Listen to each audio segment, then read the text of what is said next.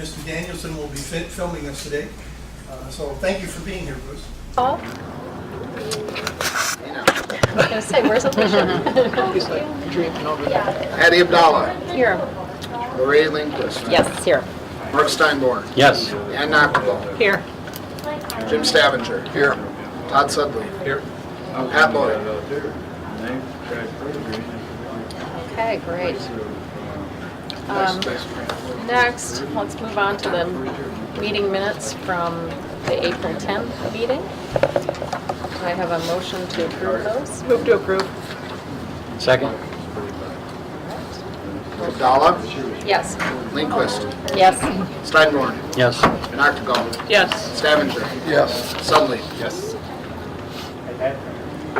All right, we've reached the public input portion of the meeting, and what we typically do is have the audience introduce themselves and let us know what agenda item they're here for. If you're not here for an item on the agenda, this is your opportunity for public input. Otherwise, we just ask that you hold your comments till we get to your agenda item. So, Nothing specific, we're just okay. here. Thanks. Okay. Dan, you want to introduce yourself? Yeah, this I'm is sorry. Dave Hahn. He just started with the zoo. He's our new Vice President of Strategic Partnerships and External Relations, so handling some of our fundraising development and also our public relations, marketing, those types of things. So, thanks for letting us sit in today. Appreciate it. You bet. Thanks for being here. Yep. Welcome aboard. Welcome. Thank you. You bet. All right, report of the standing committees. Marketing and public needs, that was canceled, correct? Correct. Due to schedule conflicts. Park system planning and development, the agenda item we went over, as well as we talked about the golf course RFI, city serve, and the ice master plan as well. Partnerships and recreation. Is there? We met. Everything is on the agenda today. Okay, great. No unfinished business, so we move on to new business, the 2018 operating budget initiatives. And I'm going to turn that over to Don to explain it to us and kick it off. Thank you. As we do every year, we try to identify some initiatives for the upcoming budget compared to the previous year. Our current 2017 budget is $18,109,000. We do have some budget non-discretionary baseline updates that would add an additional $360,000 to our proposed 2018 budget. This primarily includes contract required wages and benefits, as well as utility increases across the department. And then we have two overarching initiatives. One is part-time wage increase for operations. If you remember last year, we really focused on getting our recreation salaries up to where we could be a little more competitive. And this year we're working on trying to get 25 cents for the operations folks. And then we also have some concrete and pavement on the repair and maintenance side to try to do some work there with bike trails and some sidewalks and work that we have throughout the park system to try to keep up with the pace of the growing park system and the amount of concrete that we have to replace. So with those two items, our proposed budget request is $18,574,000 for a total of 2.6% increase, or $465,000. As many of you know, the trend on our revenues on sales tax has been on the downward slide. I guess the best way to describe it.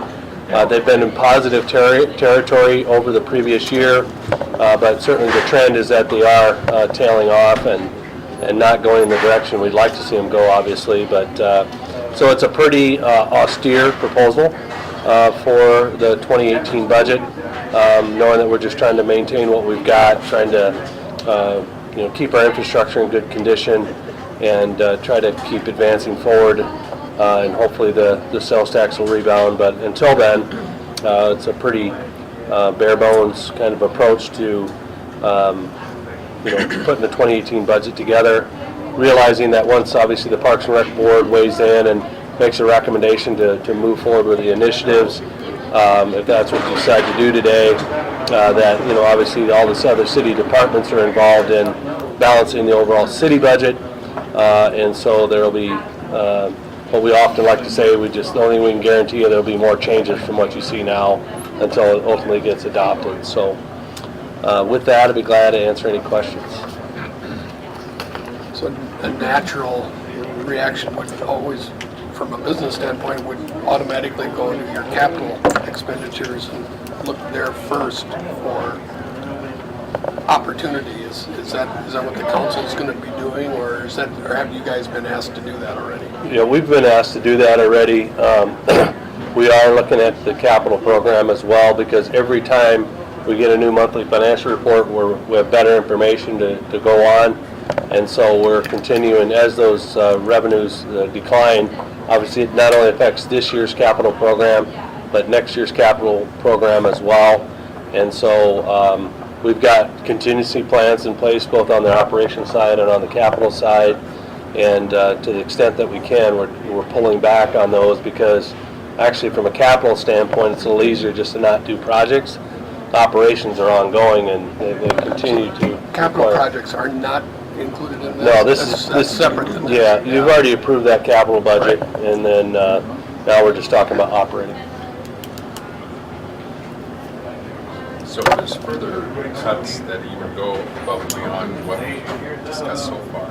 Have you guys identified those yet? And prioritize those at all? Or? We have a contingency plan for 2017 that would reduce services through the rest of this year. So we already have that plan in place.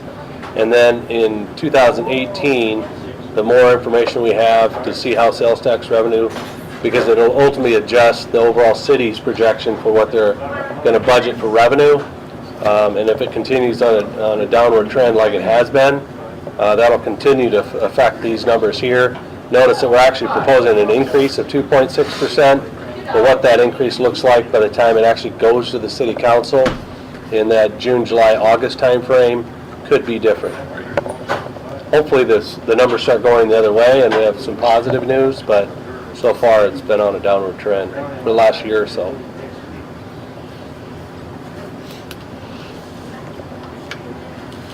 Any further questions for Don? I know we went through it in great detail in our committees. If not, can I have a motion?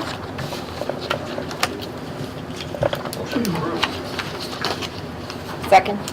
Okay, and do we need it worded to recommend approval? Yes, please, Okay. Thank you. All right, so, do we have a vote?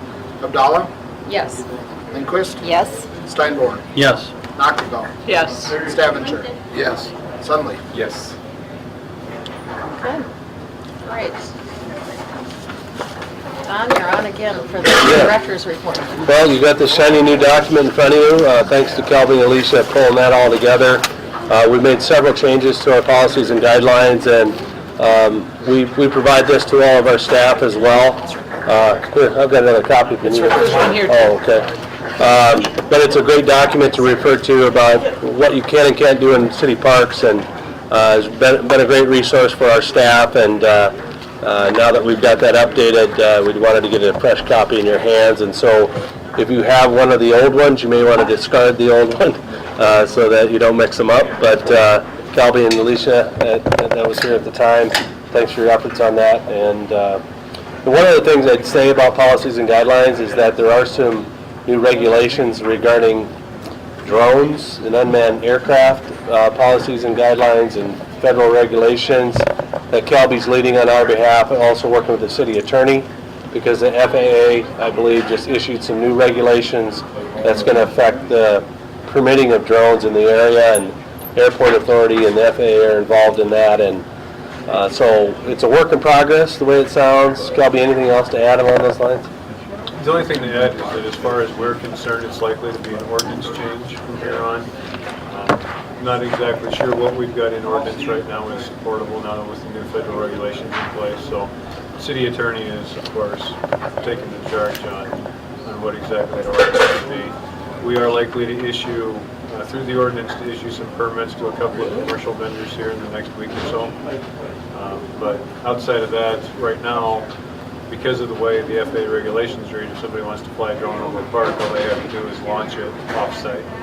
So, and then they can essentially fly it over because we don't own the airspace. Okay. Thanks, Kelly. Just another note, Levitt did reach the chamber-approved goal of $1,060,000 for their chamber campaign. I think the banner they actually hung up was $1,130,000. So they exceeded their goal, and I think they're actually anticipate some additional collections to come in. I think Ray was there and got to take in the festivities, and so Got their wine glass.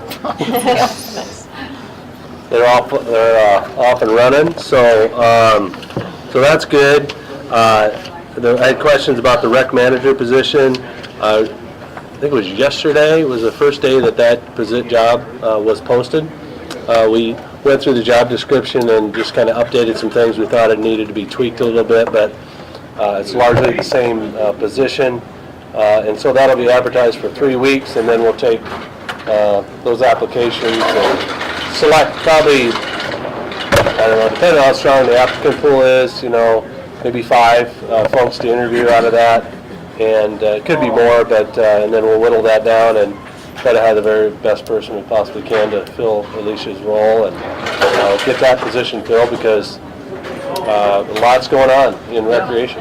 So, and then that leads me to the next position, which is Dave's position. We are working on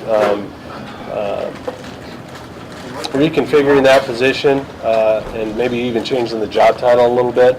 But we anticipate that they'll be very actively involved in partnerships with the various organizations that we've got, whether it be the 40 athletic associations or partners like the Zoo or Great Bear or the Arboretum Society or iSports or community indoor tennis or whatever it might be. There's a lot of partnerships that we've got out there that have to be managed, but also anticipate them being heavily involved in the business operation side of the department, and as Dave was as assistant director. And so I see the role very similar, but maybe expanded a little bit more into the partnerships, and also probably a little bit more into the business operations, IT systems, working as a direct liaison with our financial analysts and our finance team, along with all their other central services departments like central services, legal, HR, kind of that core inner working group that kind of supports all city services. So that's kind of the mindset and kind of the track that we're on right now. So that one is kind of in a job description review. We're analyzing that a little bit, and then hopefully be able to get that posted, I hope in the next couple of weeks, actually. So, but until then, we're it, guys.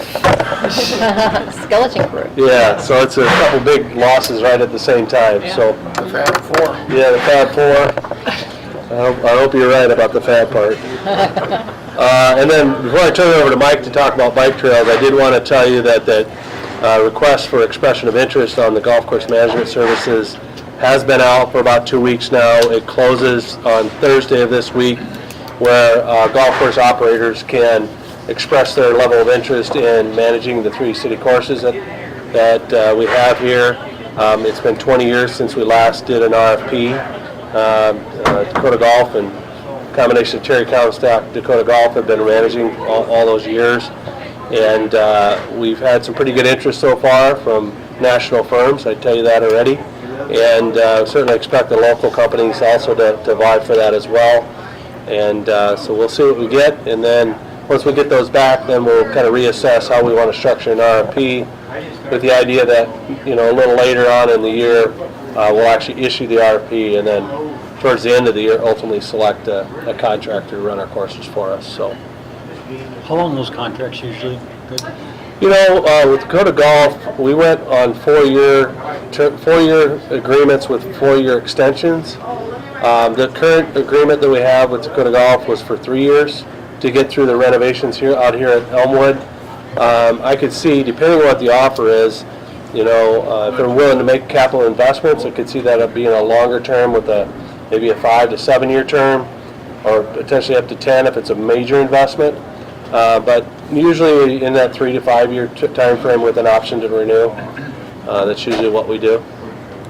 Usually the newer the operator, the shorter the term, just because it's kind of that honeymoon period. We're not sure how things are going to go, and want to know whether or not we want to re-up with them. So how many do you have so far? I don't know that. I'm not the keeper of the proposals, but I know there's 2 or 3 that have already come in, and they're pretty big-time operators. So what I can say at this point. A couple of locals yet to come in, probably. Yeah, I would certainly anticipate that. Yeah. Just a handful then. Yeah. Yep. So, Mike, you want to give a little update on Bike Trail? Yeah, so we're in the process of the reconstruction of the Spencer Park Trail segment. If you remember, we were doing that in 2 phases where we were going. Phase 1 was from Minnesota Avenue about halfway through Spencer Park to about that Tomar Park spur. We're doing that this spring, and then the second phase we're taking off from there and going to Cliff Avenue. We started phase 1 about late April, and it's been pretty slow growing. The moisture, we had snow on May 1st, it's rained a lot, so it's been slow going, but we have made a little bit of progress.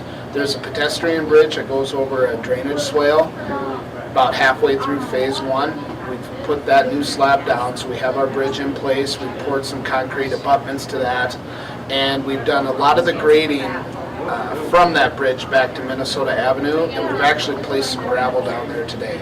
So we've got a little bit of progress going, but having said that, we're still a little bit behind schedule, and every time it rains, we get a little bit further behind. The goal was to have that done and paved by the 1st of June. We're still hoping to make that deadline. Kind of can be weather dependent, with opening up the trail right after that. There may still be a little bit of work on the sides with grading and seeding and black dirt and shaping that up, but having the trail back open by the 1st week of June. That's where we stand there. Thank you, Mike. And then just one last note is that the West Nine did open yesterday, and so that's open for play. I think Tom has shot out an email blast. As you can tell, between the West Nine and the North Nine, what a year makes, and the difference of the quality of the turf out there. But I think it's going to be outstanding, and the people that played it last fall would tell you that they believe it's the best of the 3 nines of golf that we have out here. And then I would just close by saying that June 16th, save the date, 11:30 is chamber ribbon cutting out here, and the plan is to have the chamber ribbon cutting, to have lunch, and then you and a guest are invited to come out and play golf on the new 18 holes. And so hopefully you can be there, and if you can't, if you don't want to golf or you don't golf, you're welcome to ride along or take a tour or whatever you might be. I know Tom is working on quite a bit of media around that particular day to really kind of unveil it. And then, as you know, we talked about sod coming here on Friday to try to patch in some of those areas where we've added some drainage structures. So we're excited about getting this open, and should ramp up rounds of play and obviously revenue, which is always good. So with that, I would take any questions.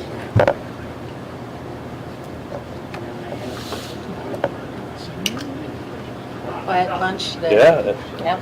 So I think you covered everything. All right, great. All right. No items added after the agenda deadline or communications to the board?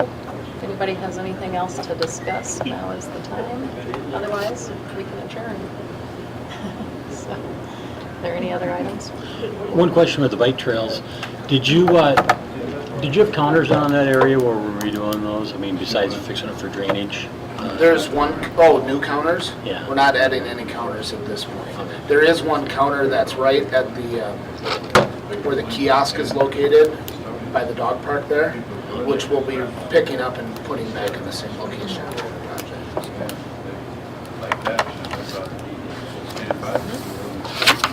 If there aren't any further questions, do I have a motion to adjourn? I move we adjourn. All right. Everybody can go out and enjoy this beautiful afternoon before the rain. Could you put your cookies down, please? What kind of morons run this outfit?